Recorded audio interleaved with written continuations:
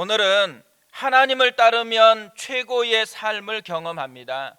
하나님을 따르면 최고의 삶을 경험합니다 라는 제목으로 하나님의 말씀을 살펴보겠습니다. 지난주에 특세를 준비하는데 딸이 저한테 묻는 것입니다. 아빠, 이번에는 왜 시편 23편을 설교를 하려고 해? 그래서 제가 두 가지로 답을 해 주었습니다. 첫째는 아빠가 기도하는데 시편 23편 말씀이 생각이 났어. 그래서 하나님께서 이 말씀을 전하라고 한다는 생각이 들어서 전해. 둘째로는 지금 코로나 사태가 길어지면서 많은 사람들이 너무 현실에 집중하고 있고 현재에 집중하고 있는 것 같은데 시편 23편은 하나님의 인도하심을 보여주고 있고 인생 전체에 대한 그림을 보여주고 있기 때문이야.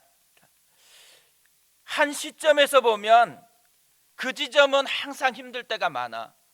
그렇지만 조금 지난 후에 전체적인 시각으로 다시 보면 그 지점이 그때와는 다르게 보여.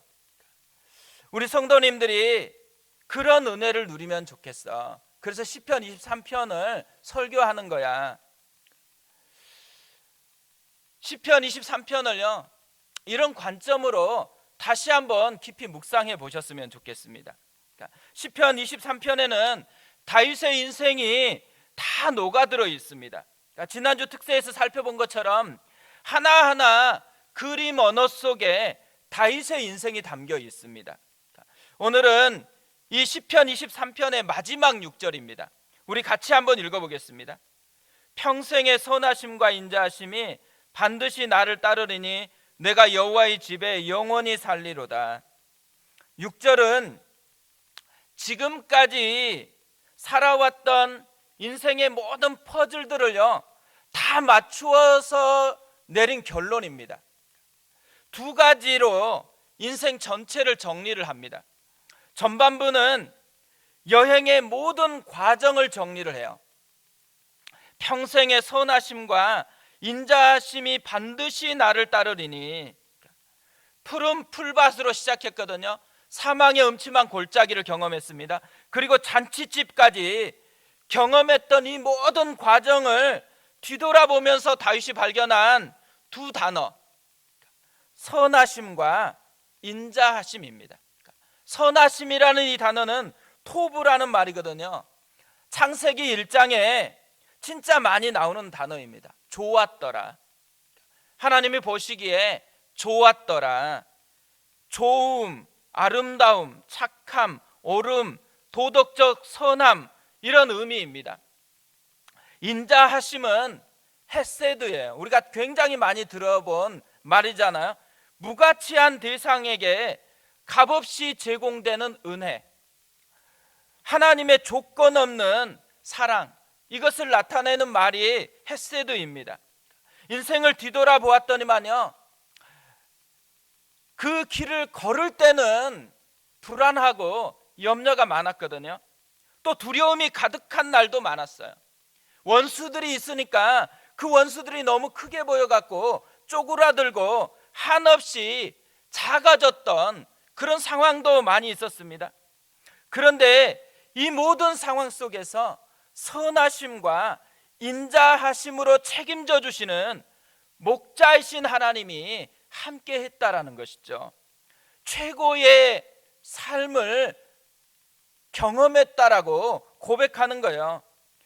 다윗이 그래서 시편 34편에 보면 여호와의 선하심을 맛보아알지어다라고 그렇게 당당하게 선포하고 있는 것이죠. 또 하나 후반부는요, 여행의 목적지입니다. 내가 여호와의 집에 영원히 살리로다. 우리 최종 목적지가요, 광야가 아니라는 거예요.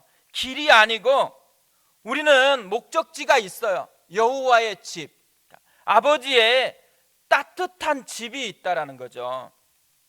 어떻게 보면 내가 여호와의 집에 영원히 살리로다, 이 말이 의미하는 것은요, 여호와를 목자로 삼는 인생은 영원히 거할 아버지의 집이, 여호와의 집이 보장되어 있다라는 거예요.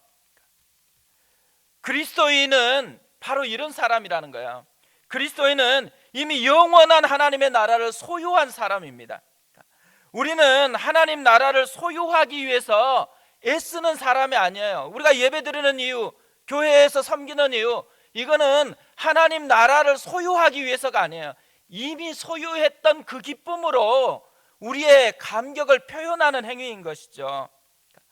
이미 소유한 하나님의 나라를 바라보면서 집으로 돌아가는 사람, 이게 그리스도인이라는 것입니다. 팀 켈러 목사님은요, 이 세상은 아버지의 집으로 돌아가는 귀향의 여정이라고, 그래서 이렇게 얘기를 했습니다. 우리가 살아가는 삶은 최고의 집으로 이사하는 과정이라는 거죠.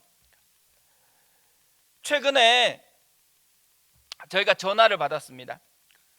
부동산 정책이 바뀌면서 세금이 너무 많이 나와가지고 집을 팔겠다고 그런 연락을 받았어요. 근데 저희도 이사를 그래서 다시 해야 됩니다. 6년 동안 굉장히 저렴한 비용으로 한 번도 올리지 않고 그렇게 보내게 해주셨거든요. 그리고 이분이, 목사님도 한 10년 있으면서 집 사서 나가라고. 근데 목사는 돈을 별로 벌지를 못해가지고 집을 사지를 못했습니다. 근데 이사를 해야 돼요. 그래서 지난주 금요일에 가족회의를 열었습니다. 3가지를 결정을 했어요. 첫째, 하나님을 기대하기. 하나님이 분명히 좋은 것을 예비해 놓았을 테니까 하나님을 기대하자. 두 번째로, 그 기대함으로 기도하기. 하나님께 매일매일 어떻게 우리의 마음을, 우리 마음속에 있는 게 뭔지를 하나님께 알아보자. 세 번째로, 이사하기 위해서 버리기. 매일매일 한 번씩 이제 짐을 좀 버리자. 쌓여있는 거 다 버리자. 근데 뭘 버려야 돼요? 새로운 집에 어울리지 않을 것 같은 걸 다 버려야 돼요. 어떤 면에서는 최고의 삶에 어울리지 않을 것 같은 것들을 다 버리는 거, 이게 이사하는 과정이잖아요. 우리가 이사하는 과정에 인생을 산다라는 것은 최고의 삶에 어울리지 않는 것이 있다면 과감하게 버릴 수 있는 그런 삶을 살아가는 것이라는 거죠. 근데 이사하는 과정은요, 안 하던 것을 하게 되더라고요. 버리지 않았던 것을 버려야 돼요. 그러니까 불편함이 있어요. 분명히 불편함이 있는데 이사할 집이 이전보다 훨씬 좋다, 정말 더 좋은 집으로 간다 그러면 어떻게 해요? 불편함보다는 오히려 더 큰 기쁨을 가지는 것, 이것이 이사를 준비하는 사람의 모습인 거죠. 우리가 이사할 집이 어디라고요? 여호와의 집, 최고의 집입니다. 우리는 이미 이 최고의 집을 소유한 사람이에요. 그래서 이사하는 과정이 주는 불편함보다는 들어갈 집이 주는 기쁨을 더 크게 누리는 사람들, 이게 그리스도인의 모습이라는 것이죠. 결국 시편 23편은요, 다윗이 인생을 보면서 이 2가지를 깨달았다는 거예요. 과정에서 최고의 삶을 경험했고, 또 목적지, 그러니까 미래도 최고의 삶이 보장되어 있다는 것을 발견했다는 거죠. 여호와는 나의 목자시다, 이걸 고백하는 사람은요, 다윗이 내리는 결론밖에는 내릴 수가 없는 거예요. 우리의 삶에서 조금 힘든 것처럼 느껴지지만 그 힘든 것 속에서 여호와의 선하심과 인자하심이 있어요. 그뿐 아니라 우리의 목적지는 보장되어 있어요. 최고의 것으로 보장되어 있는 그 삶을 살아가는 거죠. 다윗이 이렇게 살아갔다면 이제는 우리 차례라는 거예요. 지금 이 땅을 살아가고 있는 우리 차례입니다. 우리가 우리의 인생을 돌아보면서 우리는 우리의 인생 가운데 뭘 발견하고 있을까요? 우리의 삶에서 어떤 비밀을 우리가 발견하고 있을까요? 우리도 다윗과 다르지 않아야 된다는 것이죠. 왜냐하면 우리도 다윗과 같은 목자이신 하나님을 우리 하나님으로 삼고 있기 때문에 그렇습니다. 그래서 우리의 인생 과정에서도 하나님의 선하심과 인자하심이 따라와요. 또 우리의 목적지가 어디예요? 여호와의 집, 영원한 하나님의 나라가 우리의 목적지로 보장이 되어 있습니다. 아무리 이 땅에서 빌빌 거르는 것 같아도 우리는 이미 모든 걸 소유한 그 사람이라는 거예요. 그 당당함이 이 시편 23편에 다 담겨 있다라는 거죠. 시편 23편의 결론이 뭐겠어요? 최고의 삶을 누리라는 거예요.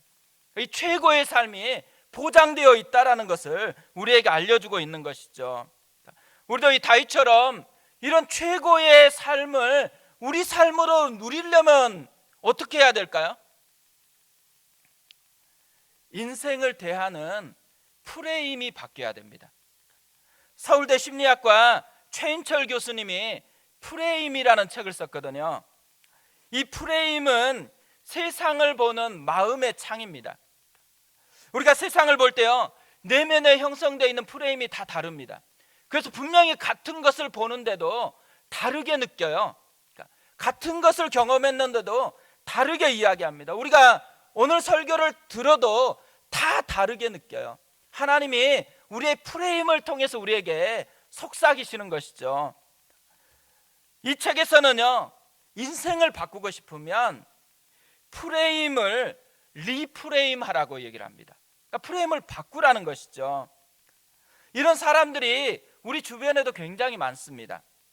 그 중에 한 명, 제가 최근에 발견한 분, 존 리라는 금융 전문가.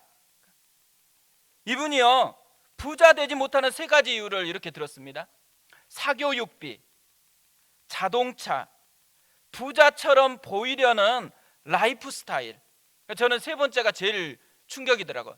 부자처럼 보이려고 하는 이 라이프 스타일 때문에 낭비를 굉장히 많이 한대요. 그러면서 이분이 한 인터뷰 프로그램에서 부자가 뭡니까 물었더니만 이런 대답을 했습니다. 단순히 돈이 많은 게 부자는 아니에요. 내가 돈으로부터 독립하는 것이죠. 돈이 없으면 내가 자유를 얻지 못하잖아요. 저는 이분의 이 이야기를 계속 들으면서요, 이분이 이렇게 성공할 수 있었던 것은 돈을 바라보는 프레임이 바뀌었기 때문이구나, 이게 느껴졌습니다. 이분이 부자가 되는 방법으로 우리에게 알려주고 있는 것이 있다면요, 프레임을 바꾸라는 거예요. 애쓰지 말고 진짜 중요한 돈을 바라보는 프레임이 바뀌어야지만 부자로서 누리며 살아갈 수 있다라는 것이죠. 시편 23편은요, 다윗이 자신의 인생을 대하는 프레임이 바뀌었다라는 것을 노래하는 거예요. 우리가 시편 23편을 보면 다윗이 진짜 인생의 프레임이 바뀌었구나라는 것을 발견하잖아요. 우리가 살펴본 것처럼 다윗의 인생은 세상적인 눈으로 보면 부족한 것들이 가득한 삶이었어요. 어린 시절에 막내 아들이잖아요. 막내 아들은 다 귀여움을 받거든요. 근데도 아버지에게 인정을 받지 못했어요. 또 형들에게도 인정을 받지 못했습니다. 어떻게 보면 가정 속에서 왕따를 당한 거예요. 얼마나 힘들어요. 청소년기는 괜찮았을까요? 청소년기는 고난의 연속이었습니다. 17세에서 30살까지 도망자의 삶을 살았어요. 누구에게 도망가요? 왕이었던 장인에게 왕을 피해서 도망가야 했습니다. 나이가 들어서는 어땠을까요? 왕이었거든요. 근데 가정은 끊임없이 문제가 많았어요. 자녀들끼리 죽이는 역사가 있었어요. 또 사랑하는 아들에게 배신까지 당해가지고 도망치는 인생이었습니다.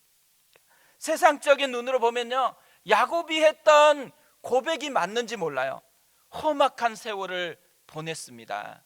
그러니까 진짜 험악한 삶을 보낸 거거든요. 우리 가운데도 이 정도 험악한 삶을 살아가는 분은 많지 않아요.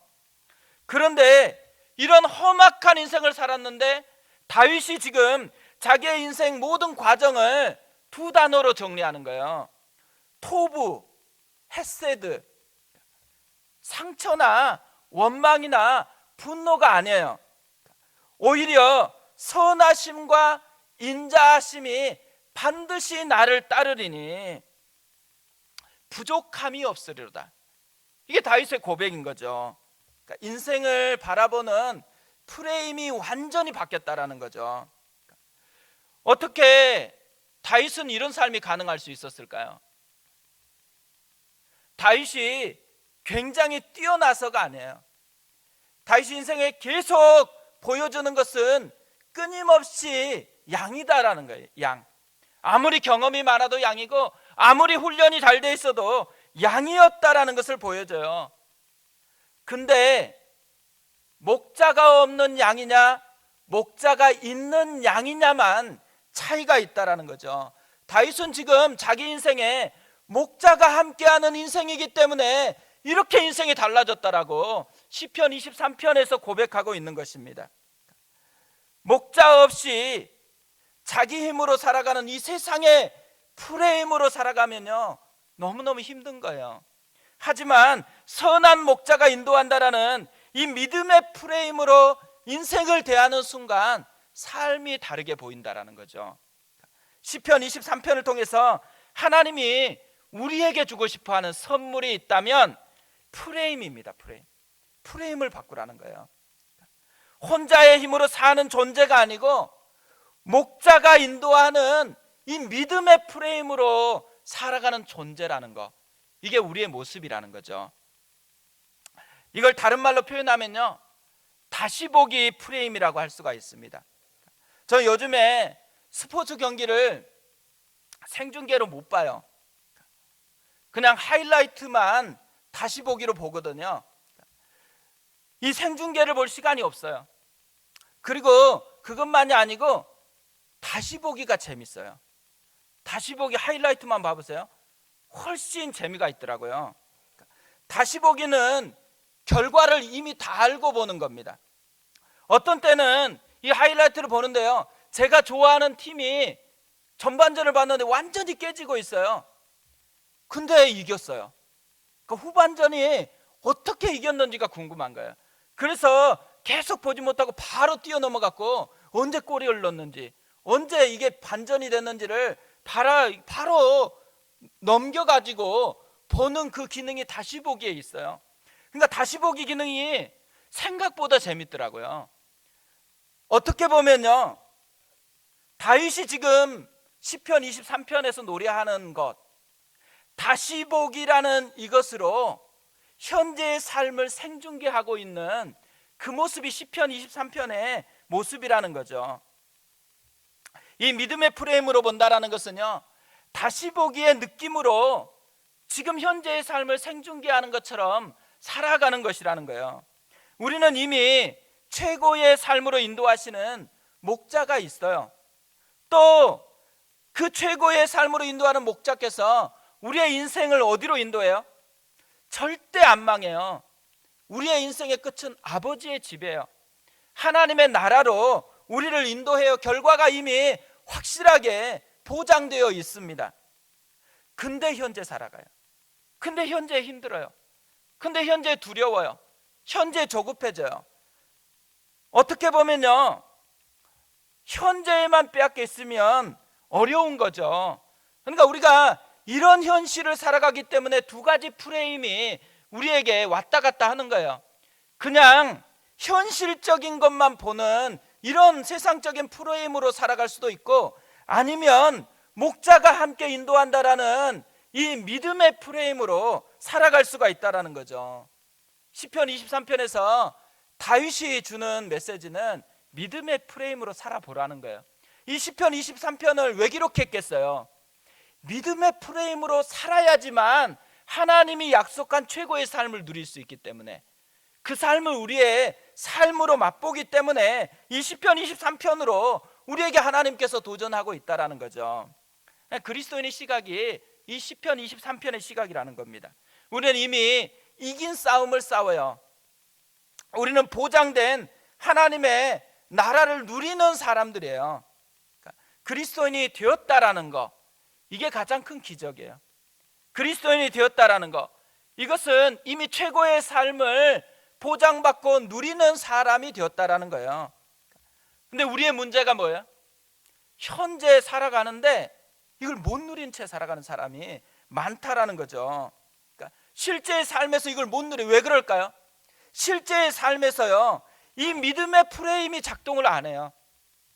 여호와는 나의 목자시다라는 이 믿음의 프레임이 현실적으로 작동을 안 하고 우리 속에 작동하는 것은 끊임없이 현실의 상황이 이끌어가요. 아니면 내 본능이 이끌어가요. 그러다 보니까 내가 경험한 것은 이렇게 많은 부유함을 이미 보장받고 있는데도 거지처럼 살아가요. 가난뱅이, 영적인 가난뱅이로 살아간다라는 거죠. 우리가 해야 할 일이 있다면 끊임없이 프레임을 바꾸는 싸움을 싸우는 겁니다. 믿음의 눈을 열어서 목자이신 주님을 바라보는 거예요. 그분이 인도하는 그 삶을 누리는 거, 이게 우리가 해야 되는 싸움이라는 거죠. 이런 싸움을 싸우기 위해서 우리가 해야 되는 것 두 가지를 좀 살펴보려고 그래요. 첫 번째로는 이 믿음의 프레임으로 현재를 살기 위해서 하나님께 질문하기입니다. 다윗의 인생을 보면요, 인생 가운데 다윗이 진짜 많이 한 게 뭐냐면 하나님께 질문하는 것이었어요. 사무엘상 30장 8절에 이렇게 되어 있습니다. 다윗이 여호와께 묻자와 이르되 내가 이 군대를 추격하면 따라잡겠나이까 하니 여호와께서 그에게 대답하시되 그를 쫓아가라. 네가 반드시 따라잡고 도로 찾으리라. 여호와께 묻자와 이르되, 하나님께 질문했다라는 거죠. 다윗이 한 질문이 뭐였을까요? 세계 선교, 민족 복음화, 거창한 게 아니에요. 일상에서 자기에게 필요한 거, 지금 다급하게 필요한 거, 그것을 아주 세세한 것까지도 여호와께 물었다라는 거죠. 여호수아도 마찬가지였습니다. 여호수아도 끊임없이 물으면서 살았거든요. 물었을 때는요, 전장에 나가서 싸우기만 하면 다 이겼어요. 근데요, 그의 군대가 패하는 일이 발생합니다. 아주 작은 성이라고 여겼던 아이성 전투에서 패해요. 왜 패했을까요? 작다고 하나님께 묻지도 않고 행했기 때문에 그래요. 시편 23편의 표현을 빌리면 양이인데 자기가 사자가 됐다고 착각했기 때문에 이런 일이 발생했다라는 거죠. 그러니까 우리가 할 일은요, 착각하지 않는 거예요. 착각하지 말고 목자이신 하나님께 자꾸만 물어보는 거, 이게 우리가 해야 될 일이라는 거죠. 저는 목회하면서요, 부교육자 시절엔 담임 목사님이 신방하는 것을 따라다녔거든요. 대신방한다 그러면 이제 계속해서 따라다니는 거예요. 근데 대신방을 하는데 목사님이 설교 본문을 딱 정해 놓으신 거예요. 이를테면 이런 거예요. 첫 번째 집에 가면 시편 1편을 전해요. 두 번째 집에 가서는 시편 2편을 전해요. 세 번째 집에 가면 시편 3편을 전하는 거예요. 이런 방식으로 그래도 말씀을 은혜롭게 잘 전하세요. 근데 제가 그걸 듣고 있는데 마음이 불편해지는 거예요. 뭐가 불편하냐면, 이 집에서 하나님이 진짜 살아계시면 이 집의 형편을 아시는 하나님께서 이 집에 맞는 그런 말씀을 하기를 원하실 텐데 왜 그걸 안 물어보고 기계적으로 이렇게 섬기는 것이지? 그게 내내 불편한 거예요. 그래서 제가 결심을 했어요. 뭘 결심했겠어요? 물어보기로. 하나님께 물어보는 삶을 살기로 결심을 했습니다.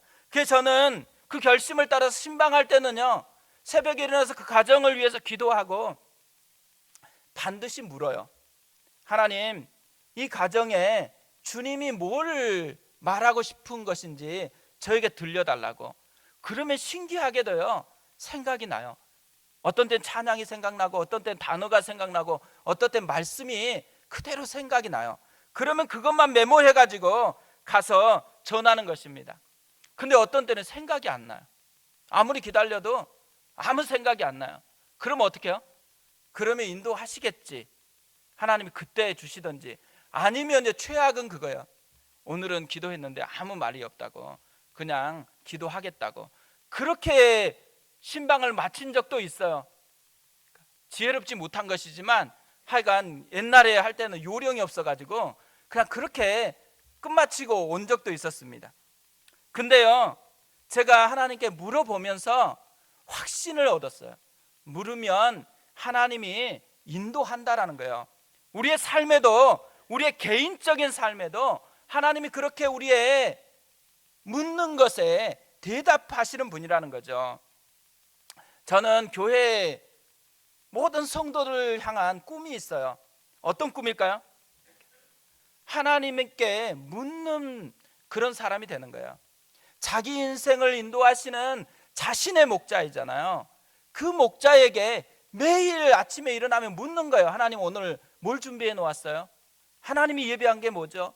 하나님, 내가 어떻게 하면 좋죠? 오늘 어떤 사람을 만나기로 했는데 하나님, 주께서 앞서 행하여 주시고 혹시 내가 해야 될 게 있으면 생각나게 해주세요. 하나하나 물으면서 살아가는 거예요. 또 묻다 보면 놀라운 것 중에 하나는요, 개인에게 주시는 하나님의 꿈을 꾸게 되어진다라는 거예요. 하나님의 말씀이 가슴을 만지니까 꿈이 생기는 거예요. 그래서 우리 교회의 꿈은 뭐가 됐으면 좋겠다고 생각하냐면, 교회가 뭔가를 꿈꿔가지고 이거 같이 하자가 아니에요. 한 분 한 분이 하나님이 자기에게 준 꿈이 있는 거예요. 그래서 그 꿈을 혼자 하기에는 너무 벅차니까 함께 하면서 그것이 하나님이 우리 교회에 준 꿈이 되어지는 거예요. 한 사람 한 사람이 꿈을 꾸었으면 좋겠어요. 그러려면 뭐 해야 돼요? 물어야 돼요. 하나님께 계속해서 묻는 그 삶이 우리의 삶이 됐으면 좋겠어요. 두 번째로요, 이 믿음의 프레임으로 살기 위해서는 하나님께 반응하기입니다. 상황에 반응하는 것도 아니고 자기 본능에 반응하는 것이 아니고 목자이신 하나님께 반응하기입니다. 우리 급하면요, 자꾸만 상황에 반응해요. 또 급하면 어떻게 돼요? 급하면 기도하는 게 아니에요. 급하면 불안해지면서 본능적으로 행동을 해요. 그러니까 힘든 거예요. 아무리 믿음 생활, 믿음의 굉장히 수준이 높은 것 같아도 급박해 보면은 본능이 자꾸 나오는 이유가 어디 있겠어요?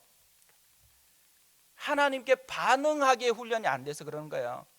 급할수록 하나님께 반응하는 것이 되어야 한다라는 거죠. 그래서 모든 상황 속에서 목자이신 하나님께 반응하는 것이 우리의 모습이 되어야 합니다.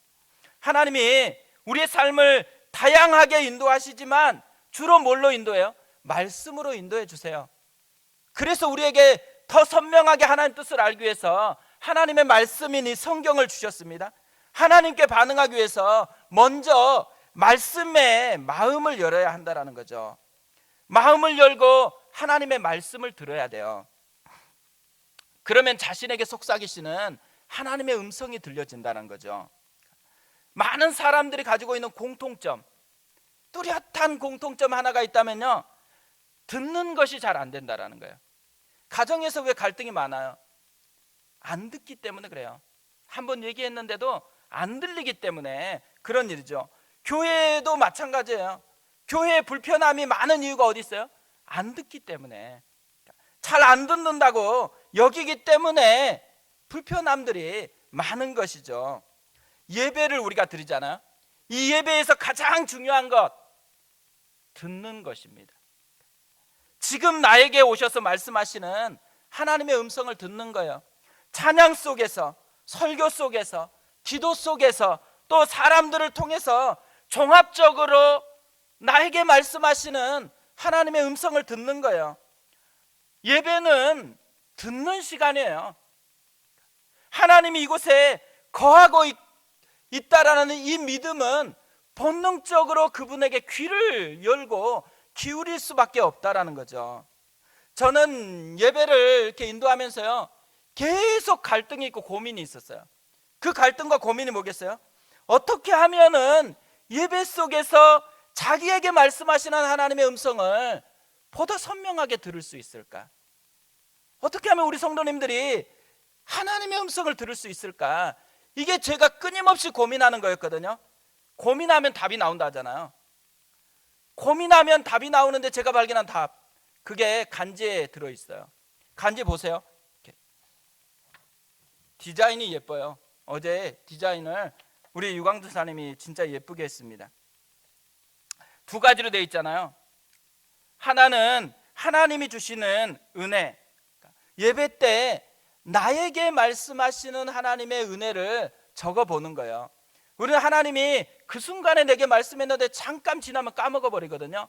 이것을 하나님이 나에게 주시는 그 마음을 글로 옮겨보는 거죠. 또 하나, 하나님이 말씀을 들으면서 내게 생각나는 기도 제목이 있을 거잖아요. 또 누군가가 생각나서 기도했으면 좋겠다라는 마음이 들면 그것을 중보 기도란에 적어서 제출해 주시는 거예요. 그러면 이걸 가지고서 함께 공유하고 기도하는 이 일을 하려고 하는 것이죠. 하나님은 목자이세요. 근데 이 양과 목자 사이에 중요한 것 한 가지가 있어요. 거리감입니다. 거리감. 양은 눈이 좋지 않아요. 그래서 목자가 조그만 멀리 떨어져 있으면 보지 못해요. 목자의 음성을 듣지 못해요. 자기 마음대로밖에는 살 길이 없어요. 우리도 마찬가지라는 거예요. 하나님과 거리감을 좁혀야 된다는 거예요. 이 마음으로 드리는 예배가요, 하나님과 우리 사이에 예배 가운데 마음의 거리감을 좁히는 그런 은혜의 통로가 되었으면 좋겠어요. 우리는 여호와는 나의 목자시니를 고백하는 사람들입니다. 이 사람들은 두 가지 결론밖에 없어요. 하나는 선하심과 인자심이 따르는 인생이라는 거, 또 하나는 여호와의 집이 보장되어 있는 인생이라는 거, 최고의 삶을 누리는 사람이라는 거. 믿음의 프레임으로 현재를 살아가면 그 최고의 삶이 나의 삶이 될 수 있다는 것을 시편 23편이 우리에게 선물하고 있습니다. 저는 설교를 준비하면서 결론으로 생각나는 찬양이 있었어요. 목자이신 하나님께 정말 부르면 딱 어울리는 찬양이라는 생각이 들었습니다. 온 맘 다해라는 찬양이에요. 주님과 함께하는 이 고요한 시간, 주님의 보좌 앞에 내 마음을 쏟네. 모든 것 아시는 주님께 감출 것 없네. 내 맘과 정성 다해 주 바라나이다. 나 염려하지 않아도 내 쓸 것 아시니 나 오직 주의 얼굴 구하게 하소서. 다 이해할 수 없을 때라도 감사하며 날마다 순종하며 주 따르오리다. 이 두 가지 시편에 결론이 다 들어있더라고요. 마음을 쏟고 주의 얼굴을 구하는 거예요. 하나님께 끊임없이 질문하는 거죠. 또 이해할 수 없어도 순종하며 따라가는 거예요. 본성이나 상황이 아니고 말씀에 반응하는 이 삶을 노래하고 있어요. 우리가 이 찬양 속에 있는 그 마음을 그대로 누리면서 한 주간 살아가셨으면 좋겠습니다. 그래서 우리는 고아가 아니고 아버지가 있다라는 거, 우리는 목자가 있는 인생이라는 것을 누리는 한 주간 되었으면 좋겠습니다. 우리 그 마음으로 방금 읽어드렸던 찬양입니다. 같이 찬양하고 함께 기도하겠습니다. 주님과 함께하는 이 고요한 시간, 주님의 보좌 앞에 내 마음을 쏟네. 내 모든 것 아시는 주님께 감출 것 없네. 내 마음과 정성 다해 주 바라나이다. 우리 같이 찬양합니다.